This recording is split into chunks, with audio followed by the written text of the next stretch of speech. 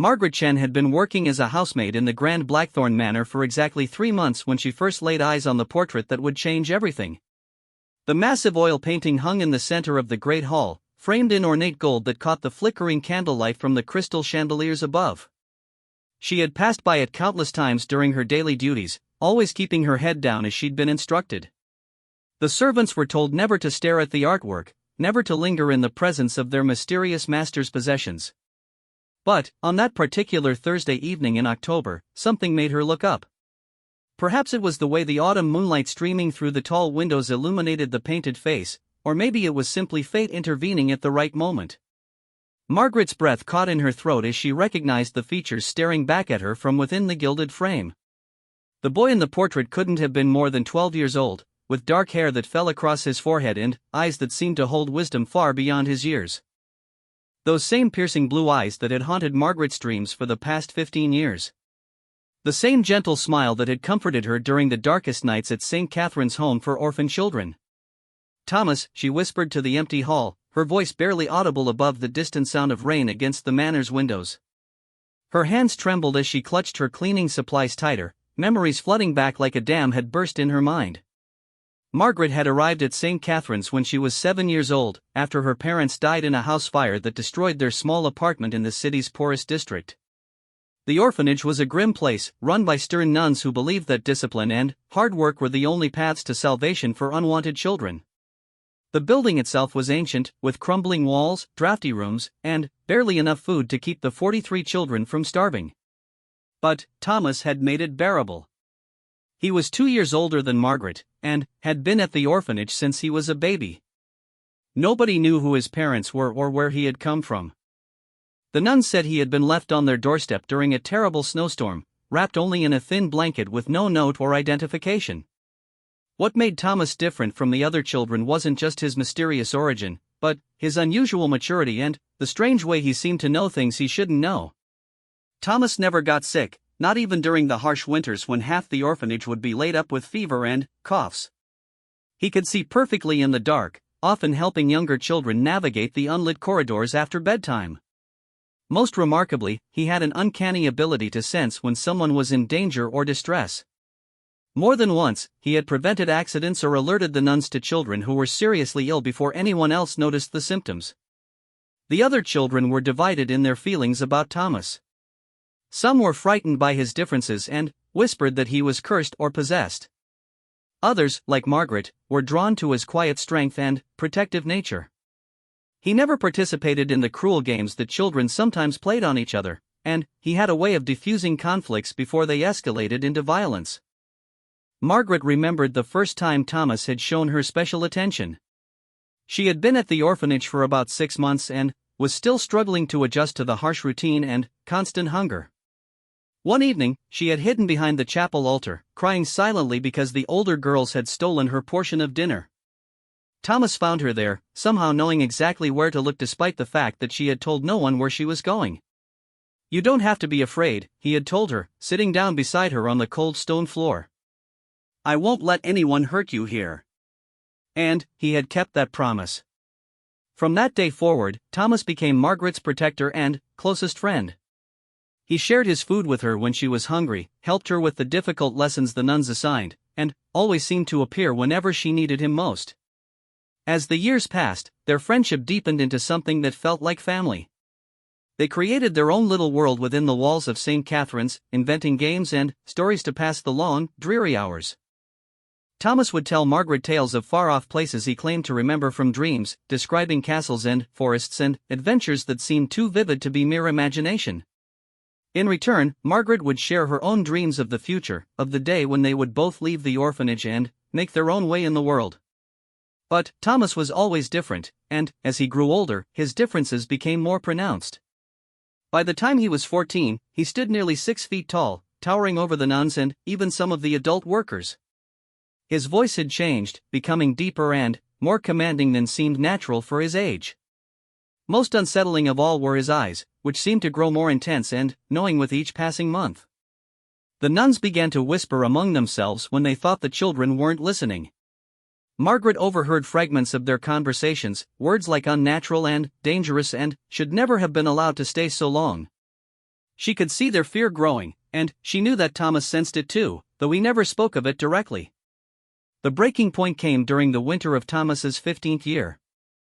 A new boy had arrived at the orphanage, a troubled 12-year-old named Samuel who had been bounced between several foster families before ending up at St. Catherine's. Samuel was angry and violent, taking out his frustrations on the smaller children whenever the nuns weren't watching. Despite repeated warnings and punishments, his behavior only seemed to get worse.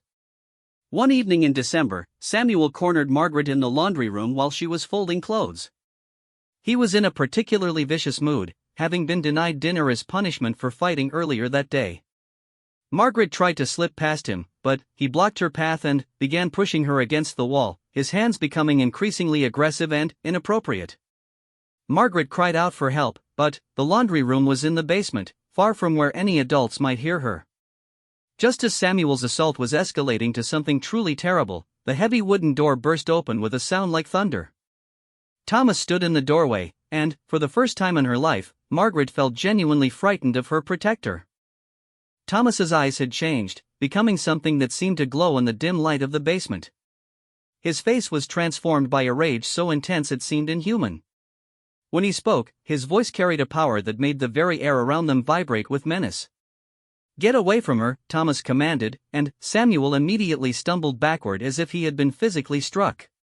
"Get away from her now, and never touch her again."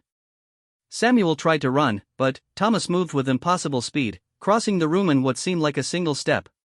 He grabbed the older boy by the throat and lifted him off the ground with one hand, holding him against the stone wall. Samuel's feet kicked frantically in the air as he struggled to breathe. "If you ever hurt her, or any of the other children, I will find you," Thomas said, his voice now so low it was almost a growl. "No matter where you go, no matter how far you run, I will find you. And what I do to you then will make tonight seem like a mercy." When Thomas finally released him, Samuel collapsed to the floor, gasping and sobbing. He ran from the room without looking back, and Margaret never saw him bother another child again. In fact, Samuel barely spoke to anyone for the remainder of his time at the orphanage, and he left as soon as he turned 16. But the incident had consequences that none of them could have foreseen. One of the nuns, Sister Mary Catherine, had heard the commotion and came to investigate just in time to witness Thomas's display of supernatural strength and speed.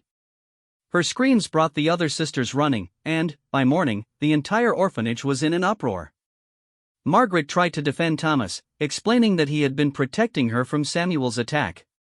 But the nuns were beyond reasoning with.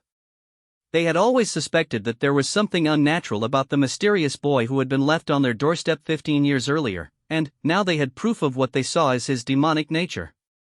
The decision was made quickly and, without discussion. Thomas would be removed from the orphanage immediately. Margaret begged them to reconsider, promised that she would take responsibility for Thomas's behavior, offered to do extra work or accept any punishment they deemed appropriate. But it was useless.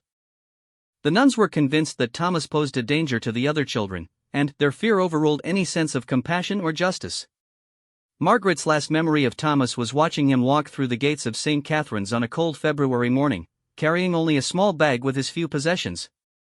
He had said goodbye to her the night before, slipping into her dormitory room after lights out to speak with her one final time. "This isn't the end," he had promised her, taking her hands in his own.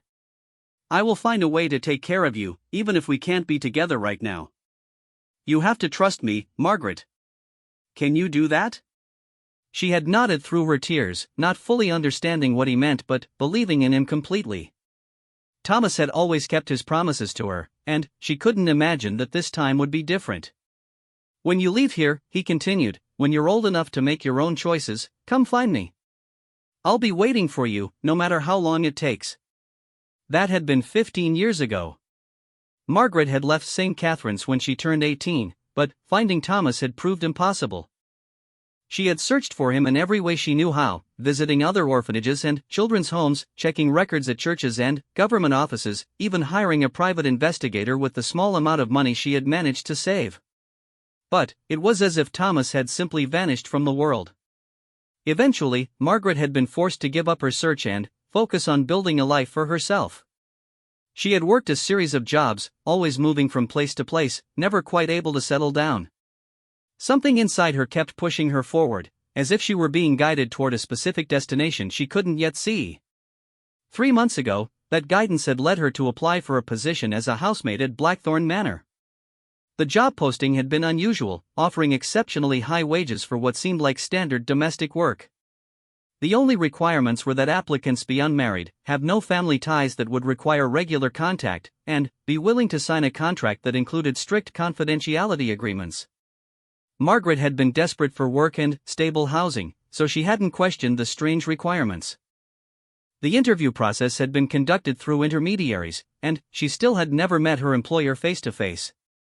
She knew only that he was referred to as Lord Blackthorn, that he kept very irregular hours, and that the household staff were instructed to maintain absolute silence about anything they witnessed in the course of their duties. The work itself had been surprisingly easy. The manor was enormous, but most of the rooms appeared to be unused. Margaret's primary responsibilities were maintaining the main living areas, particularly the Great Hall where formal entertainments were occasionally held for Lord Blackthorn's business associates. She had been told that her employer valued privacy above all else, and that discretion would be rewarded while curiosity would result in immediate dismissal. For 3 months, Margaret had followed these rules without question. She arrived at work each morning at dawn, completed her assigned tasks efficiently, and left before sunset without encountering her mysterious employer. The other servants were similarly circumspect, and conversations were limited to work-related topics. But now, standing in the great hall staring at the portrait of the boy she had loved like a brother, Margaret felt all of her carefully maintained composure crumbling away. The face in the painting was unmistakably Thomas, captured at the age he had been when he left the orphanage 15 years ago. But how was that possible? Who was Lord Blackthorn, and why did he possess a portrait of her childhood friend? As these questions swirled through her mind, Margaret heard the sound of footsteps approaching from the direction of the main staircase. Heavy, measured steps that seemed to echo through the vast hall with unnatural resonance. She quickly turned her attention back to her cleaning, but her hands were shaking so badly that she nearly dropped her polishing cloth.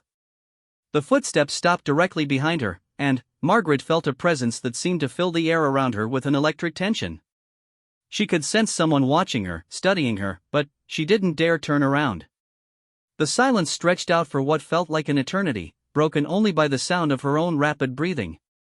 Finally, a voice spoke from behind her, low and rich and achingly familiar. "Hello, Margaret," the voice said. "I told you I would be waiting." Margaret's cleaning cloth fell from her nerveless fingers as she slowly turned around, her heart hammering against her ribs with such force she thought it might burst from her chest. The man standing before her was both exactly who she had expected and nothing like what she had prepared herself to see. Thomas stood there in the flesh, but he was no longer the 15-year-old boy who had walked away from St. Catherine's Orphanage on that cold February morning. He had grown into something magnificent and terrifying, tall and broad-shouldered with the same dark hair and piercing blue eyes she remembered. But there was something else now, something that made the air around him seem to shimmer with barely contained power. He was dressed in an expensive black suit that fit him perfectly, and he moved with a fluid grace that seemed almost inhuman. His skin was pale, almost luminous in the candlelight, and when he smiled at her with genuine warmth, Margaret caught a glimpse of teeth that were just slightly too sharp to be entirely human. "Thomas," she whispered, her voice cracking with emotion. "Is it really you?" "It's me," he confirmed, taking a step closer but maintaining enough distance that she wouldn't feel trapped. "Though I go by Lord Adrian Blackthorn now. It was necessary to take a new identity when I began building this life." Margaret's mind reeled with 1,000 questions, but the most immediate one burst out before she could stop herself.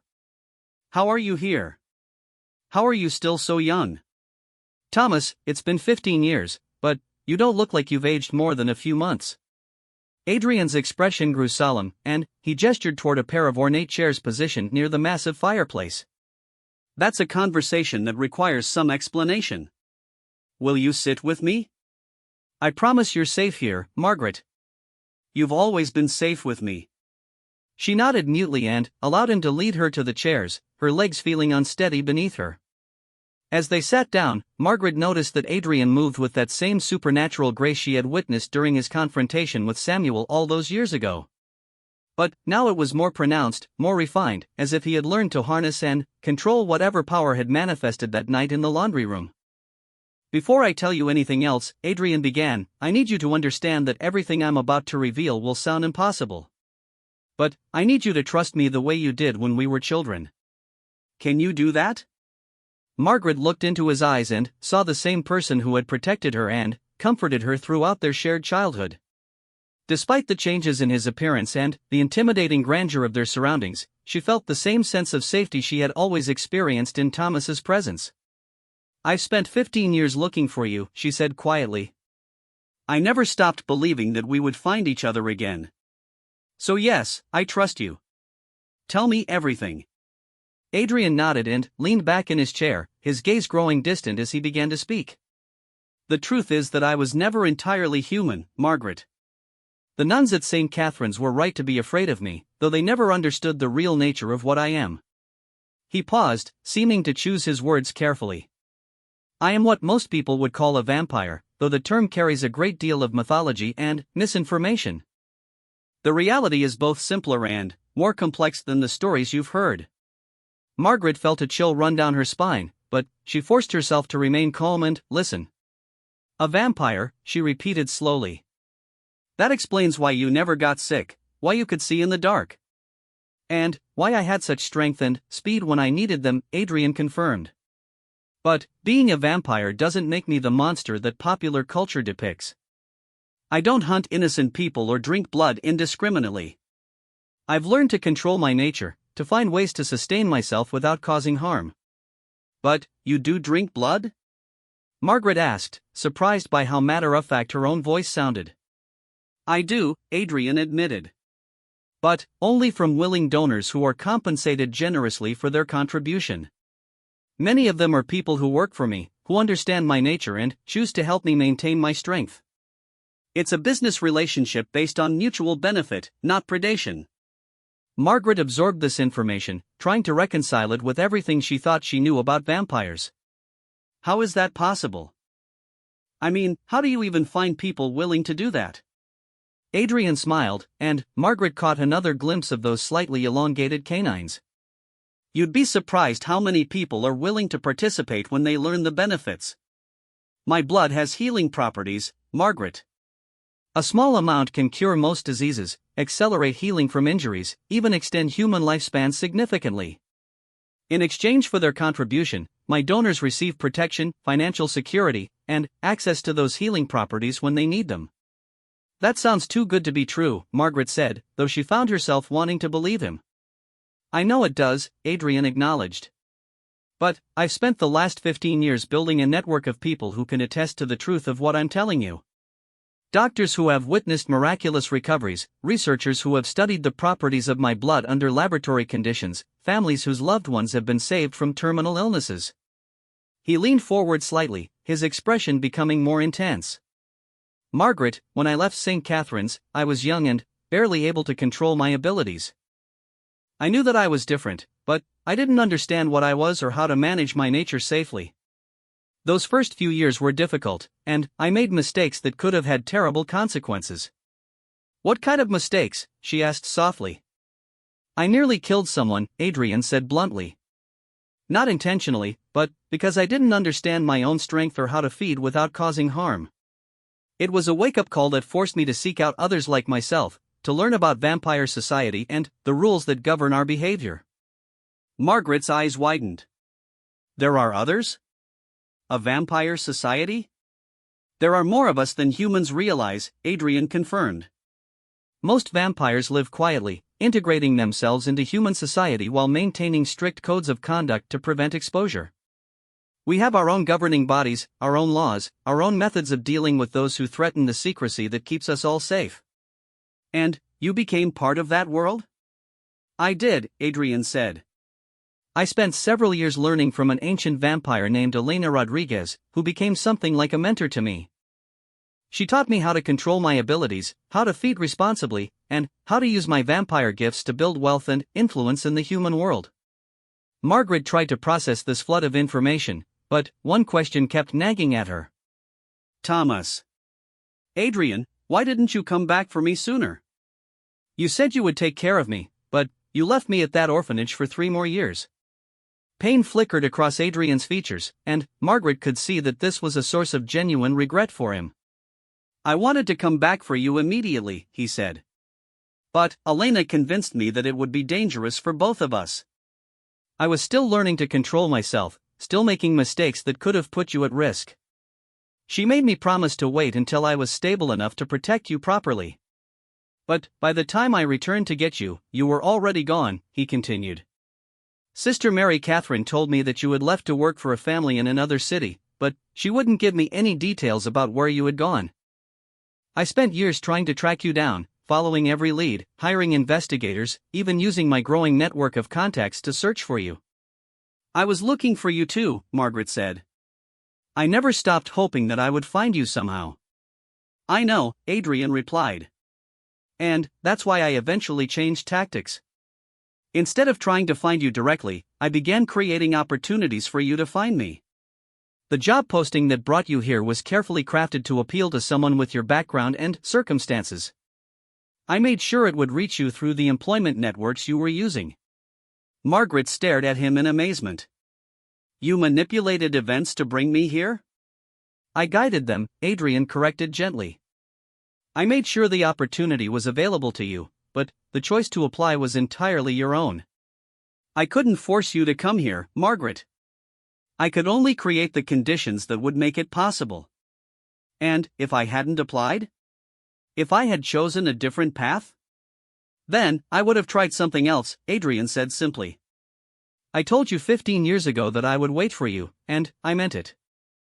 I would have waited as long as necessary. Margaret felt tears threatening to spill over as the full weight of his words hit her.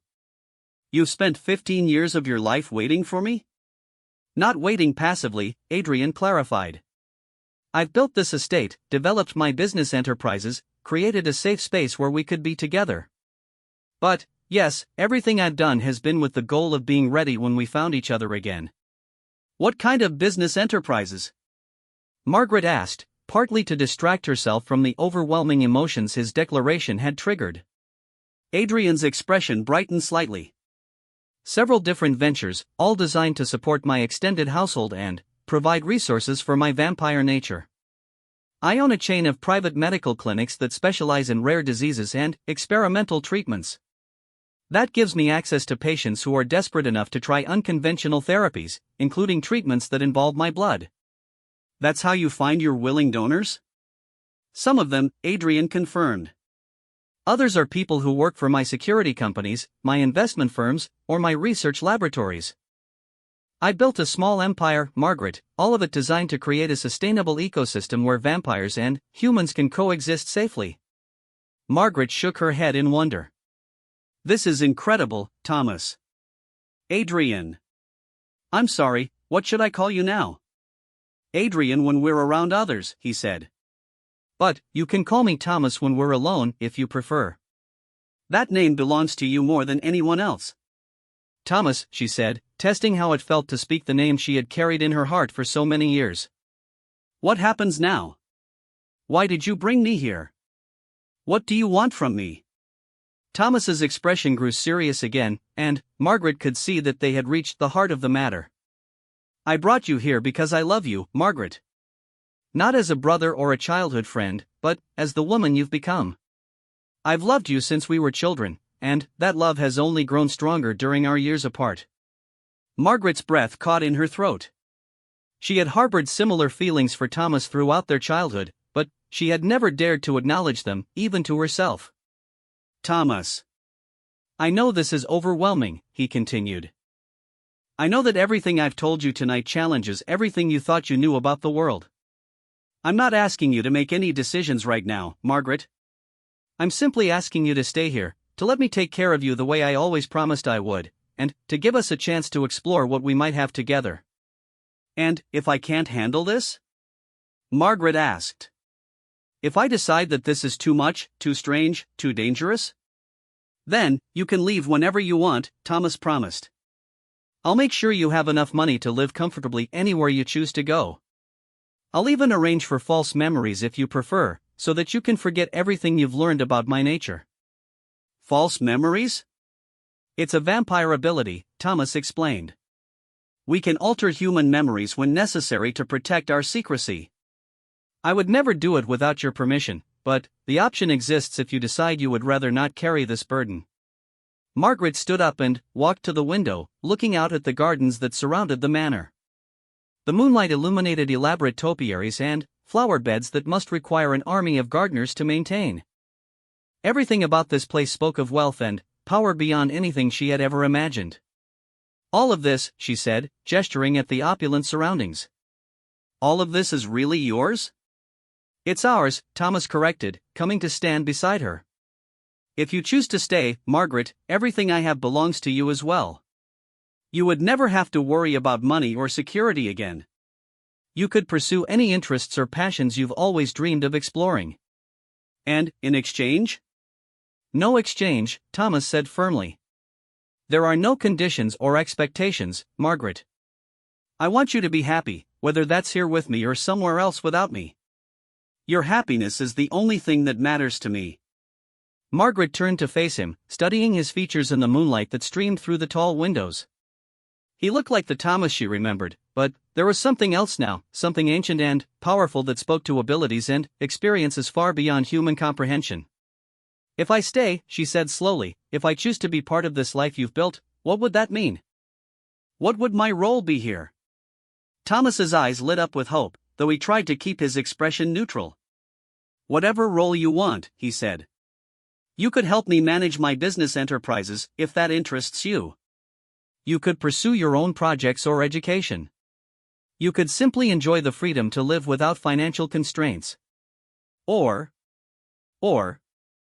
you could let me share my gift with you, Thomas said quietly. You could become like me, Margaret. You could become a vampire. Margaret felt a shock run through her entire body. Is that possible? It is, Thomas confirmed. But it's not a decision to be made lightly. Becoming a vampire means giving up your human life permanently. You would gain incredible abilities, extended lifespan, enhanced senses, and strength. But you would also have to feed on blood, and you would be bound by the laws and customs of vampire society. Would it hurt? Margaret asked, surprised by how seriously she was considering the possibility. The transformation itself is intense, Thomas admitted. But it's not exactly pain in the way humans understand it. It's more like being remade at a cellular level. And I would be with you every step of the way. I would never let you face that alone. Margaret walked back to her chair and sat down heavily, her mind reeling with possibilities she had never imagined. I need time to think about this, she said finally. Of course, Thomas agreed. Take all the time you need. In the meantime, let me show you to your new quarters. You'll be staying in the east wing of the manor, in a suite that's been prepared especially for you. My new quarters? Margaret asked. You're no longer a housemaid here, Thomas explained with a gentle smile. You're my honored guest, and you'll be treated as such. Your only responsibility is to rest, recover from the shock of tonight's revelations, and decide what kind of future you want to build. As they walked through the corridors of the manor toward the east wing, Margaret marveled at the artwork and furnishings that decorated every surface. Paintings by masters she recognized from art history books hung casually on the walls, and sculptures that belonged in museums sat on pedestals as if they were mere decorations. How old are you really? She asked as they climbed an elegant staircase toward the upper floors. I was turned when I was 16, Thomas replied. That was nearly 200 years ago, though I've only been aware of my vampire nature for the last 20 years or so. Margaret stopped walking. 200 years? But you were just a child when we met at the orphanage. Vampire children age normally until they reach physical maturity, Thomas explained. I appeared to grow and develop like any human child because my vampire nature hadn't fully awakened yet. It's not uncommon for young vampires to live as humans until their abilities manifest during adolescence. So when you defended me from Samuel, that was the beginning of my transformation, Thomas confirmed. My protective instincts triggered the awakening of my vampire abilities. It's why I became so much stronger and faster seemingly overnight. They reached the door to Margaret's new quarters, and Thomas produced an ornate brass key from his jacket pocket. "This entire wing is yours," he said as he unlocked the door. "Living room, bedroom, study, private bathroom with a view of the rose garden. There's a bell pull by the bed that will summon help if you need anything, day or night." The suite was more luxurious than any hotel room Margaret had ever seen. Rich fabrics, antique furniture, and fresh flowers created an atmosphere of comfort and elegance that made her feel like royalty. Through the tall windows, she could see formal gardens that seemed to stretch on forever under the moonlight. "There are clothes in the wardrobe that should fit you," Thomas said. "Tomorrow, if you're feeling up to it, I'll introduce you to some of the other residents of the manor.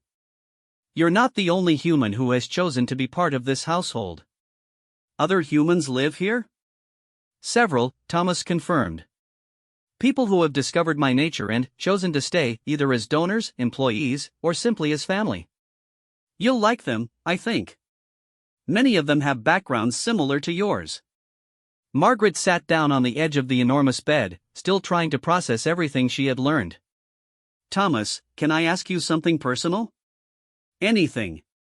In all the time you've been building this life, this empire, have you ever been with anyone else?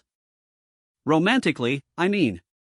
Thomas's expression grew sad, and he sat down beside her on the bed, maintaining a respectful distance. "No," he said simply. "I've never wanted anyone but you, Margaret. I've had opportunities, certainly, and I've formed close friendships with other vampires and humans. But my heart has belonged to you since we were children." 200 years, Margaret murmured. "You've waited 200 years for me." "It hasn't felt that long," Thomas said softly. "When you're immortal, time moves differently. And I always knew that if I was patient enough, fate would bring us back together." Margaret turned to look at him, really look at him, taking in the familiar features that had been transformed by centuries of experience and supernatural power. "Are you happy, Thomas? With this life you've built?" "I will be," he said, "if you choose to share it with me." Margaret spent the next 3 weeks in a state of constant wonder and careful contemplation. True to his word, Thomas gave her complete freedom to explore the manor and its grounds, to meet the other residents, and to absorb the reality of the life he had built. Each day brought new revelations about the scope of his empire and the intricate community he had created. Dr. Sarah Mitchell was the first person Thomas introduced her to, a brilliant physician who had discovered Thomas's nature 5 years earlier when he had saved her daughter from a rare blood disease. Sarah now ran one of his medical clinics and served as his primary medical advisor on matters involving human donors. She was warm and intelligent, with graying hair and kind eyes that reminded Margaret of the better teachers from her school days. "The first time Adrian healed my daughter Emma, I thought I was losing my mind," Sarah confided to Margaret over tea in the manor's sun-soaked conservatory. "Emma had been dying from leukemia, and conventional treatments weren't working. Adrian offered to help, but he warned me that his methods would be difficult to believe. When I saw my daughter's complete recovery after just one treatment with his blood, I knew I had encountered something beyond medical science." "Weren't you frightened?" Margaret asked, still struggling to reconcile the supernatural elements of Thomas's nature with the ordinary conversation they were having. "Terrified," Sarah admitted with a laugh.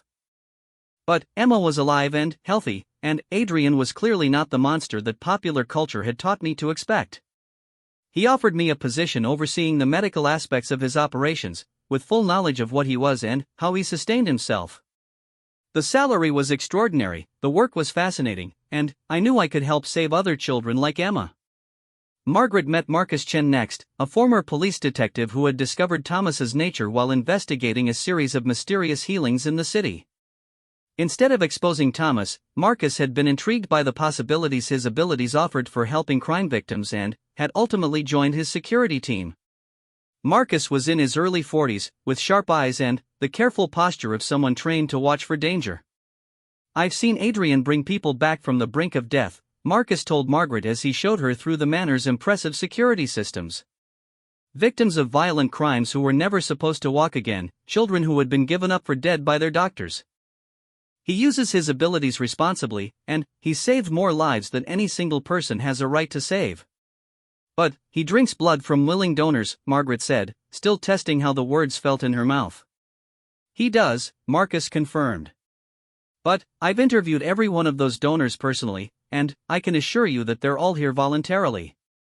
Most of them are people he's helped in the past, people who understand exactly what they're contributing to. They're well compensated, they receive excellent medical care, and they can leave whenever they choose. The more people Margaret met, the more she began to understand the careful balance Thomas had created. There was Elena Rodriguez, the ancient vampire who had been his mentor, a regal woman who appeared to be in her 30s but carried herself with the confidence of centuries. Elena had helped Thomas design the systems that kept his household running smoothly and his nature concealed from the outside world. There was James Wright, a former military medic who had become one of Thomas's regular donors after Thomas had healed his war wounds. James was cheerful and energetic, showing no signs of weakness or coercion. He spoke about his contribution to Thomas's well-being with the same pride a blood donor might feel about helping save lives at a hospital. Perhaps most surprisingly, there was Linda Foster, a young woman about Margaret's own age who had chosen to undergo the vampire transformation 3 years earlier. Linda had been dying from a hereditary condition that would have killed her before her 30th birthday.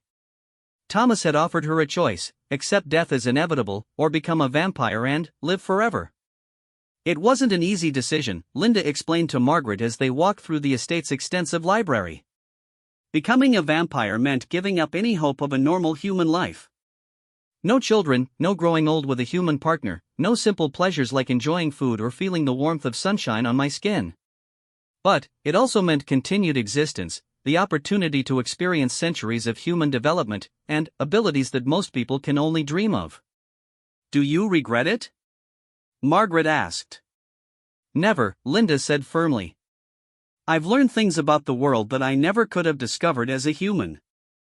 I've traveled to places that don't appear on any map, met people whose existence would challenge everything humans think they know about reality. And I've helped Adrian save lives in ways that wouldn't have been possible if I had remained human. But, what about family? Friends from your human life? Linda's expression grew wistful. That was the hardest part, she admitted. I had to let them believe I had died from my illness. Vampires can't maintain relationships with humans who don't know their true nature, and revealing that nature to the wrong people puts the entire vampire community at risk. I miss my parents and my sister terribly, but I know they're better off believing I'm at peace than knowing the truth about what I'd become. As the weeks passed, Margaret found herself drawn deeper into the rhythms of life at Blackthorn Manor. She attended dinner parties where Thomas entertained business associates who had no idea they were dining with a vampire. She observed the careful protocols that governed interactions between the human and vampire residents. She even witnessed the process by which Thomas fed from his voluntary donors, a ritual that was surprisingly clinical and respectful. Thomas himself was a constant presence, but never an overwhelming one.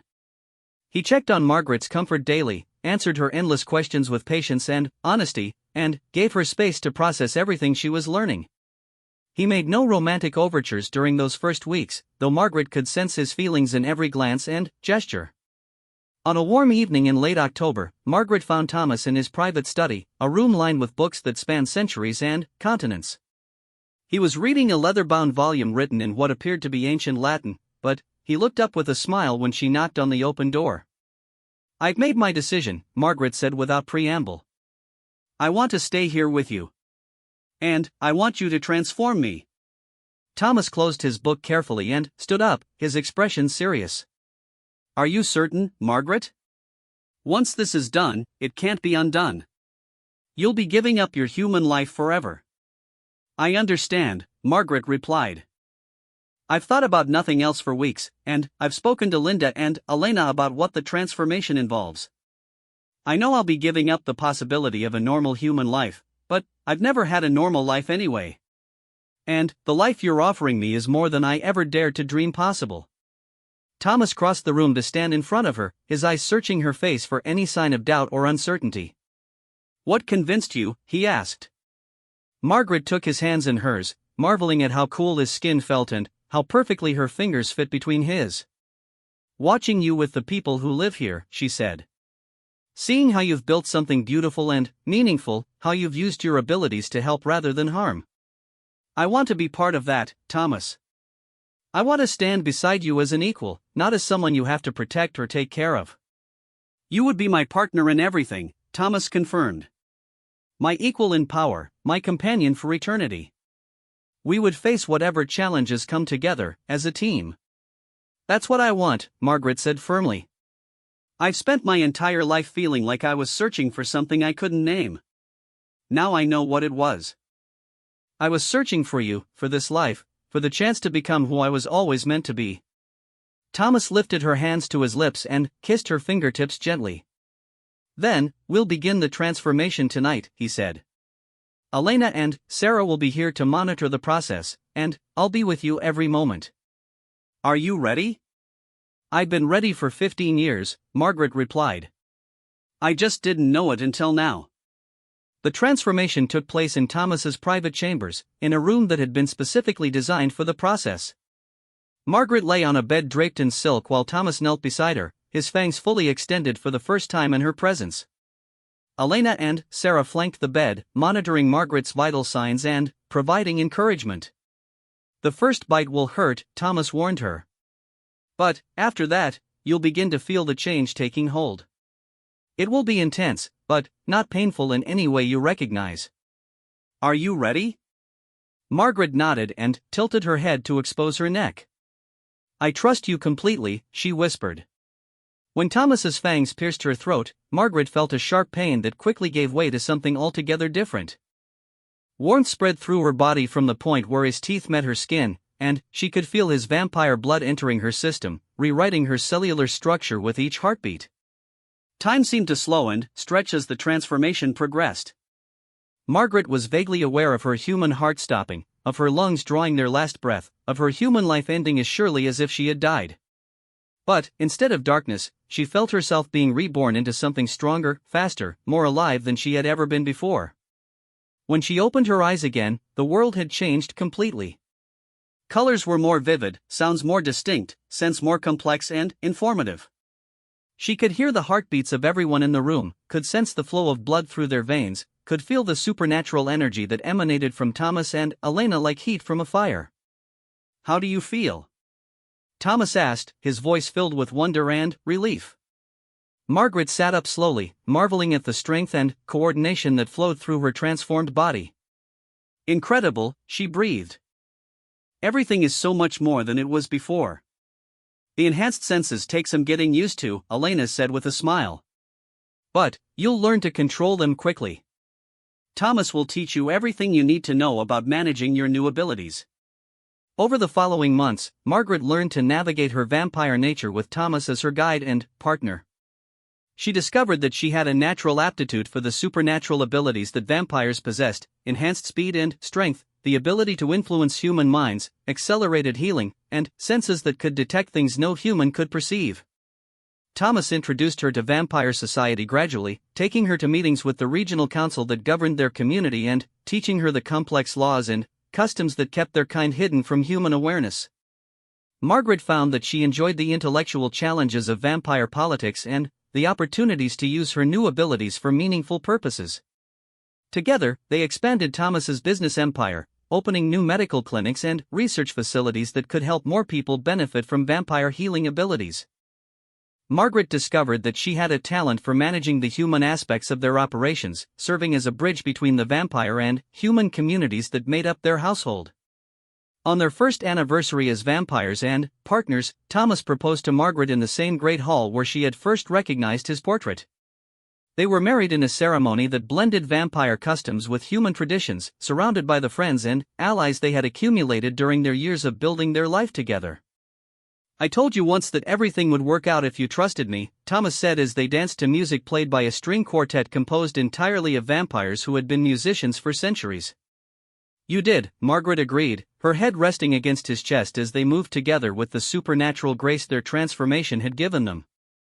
"Though I have to admit, this wasn't exactly what I pictured when I was 7 years old and hiding behind the chapel altar." Thomas laughed, the sound rich and warm and filled with joy. "Did you picture anything this good when you were 7 years old?" Margaret looked around at their wedding guests, a mixture of humans and vampires who had become their chosen family.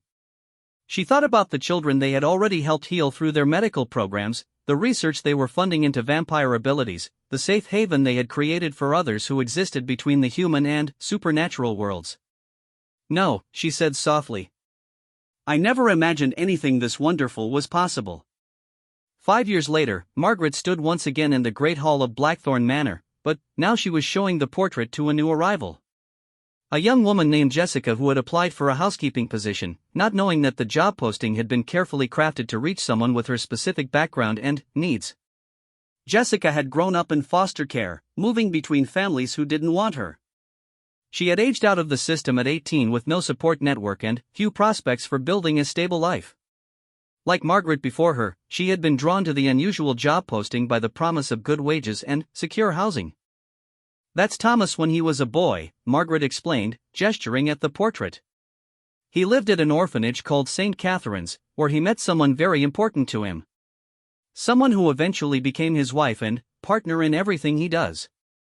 Jessica studied the painted face with interest. "He looks kind," she said. "Was he happy at the orphanage?" "Not particularly," Margaret admitted. "But he found love there, and purpose, and the strength to build something better than what he had been given. Sometimes the worst circumstances can lead to the most extraordinary outcomes, if you're willing to trust in possibilities you can't yet see." Thomas appeared in the doorway at that moment, drawn by the sound of their voices. He smiled at Margaret with the same warmth and devotion he had shown her every day for the past 6 years, vampire and human years alike. "Jessica," Margaret said, "I'd like you to meet my husband, Lord Adrian Blackthorn." "Adrian, this is Jessica Martinez, our new staff member."